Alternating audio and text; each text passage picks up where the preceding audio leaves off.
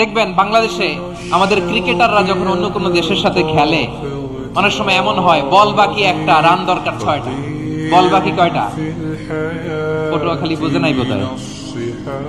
বল বাকি কয়টা, রান দরকার। আপনি দেখবেন ক্যামেরাম্যান তখন গ্যালারিতে খালি দেখায় দর্শকদের যে কি অস্থিরতা। হিপ হপ স্টাইলের মেয়েটা, যে মেয়েটার ওড়না এতক্ষণ ছিল গলায়, এতক্ষণ কই ছিল, ওই মেয়েটা দেখবেন ওড়নাটা টেনে মাথায় দিয়ে এরকম মুনাজাত ধরতেছে, আল্লাহ আল্লাহ, একটা ছক্কা, আল্লাহ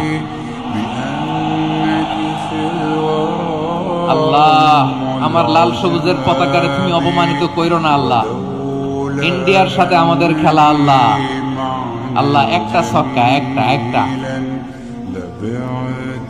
পুরো পুরো খেলা জুড়ে এই মেয়ের ওড়না ছিল গলায়, কিন্তু যখন এক বলে 6 রান দরকার, ওড়না চলে আসছে কোথায়?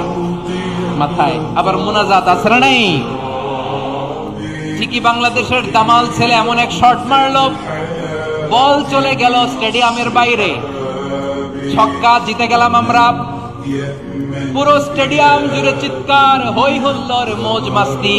যেই মেয়েটা মাথার মধ্যে ওড়না দিয়ে এতক্ষণ সুবহানাল্লাহ সুবহানাল্লাহ বলে আল্লাহর কাছে দোয়া করেছে, ওই মেয়ে এখন আবার ওড়না ফেলে দিয়ে নাচা শুরু করে দিয়েছে।